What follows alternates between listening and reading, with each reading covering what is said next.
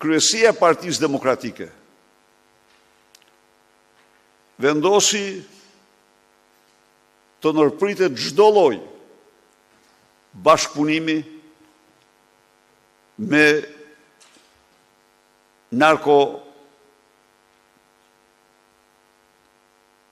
parlamentarët socialist dhe me Edi Ramën. Ndaj dhe ne nuk marrim pjesë në asnjë kandidaturë, emër, do të ishte qesharake.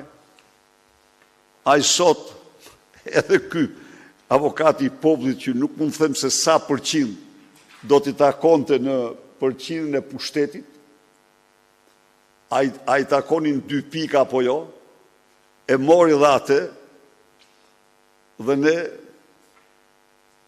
të zhvillojmë betejë Don Kishoteske për ndarjen e pushteteve dhe ekuilibrin e tyre, në një kohë kur ajo është varros edhe para këtij.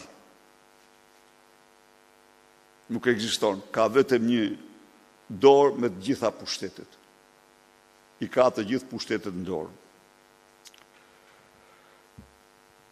Së dyti, edhe njëherë, si që e kanë qarë çdo shqiptar, vendimi i gjykatës kushtetuese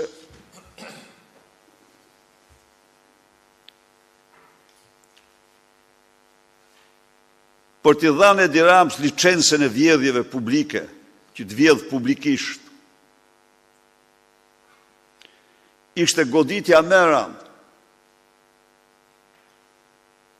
që ka marrë lufta kundër korrupsionit jo në Shqipëri, po dhe në Europë.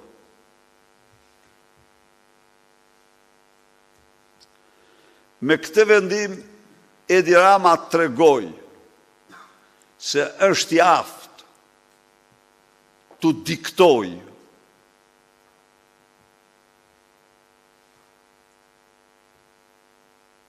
atyre gjykatësve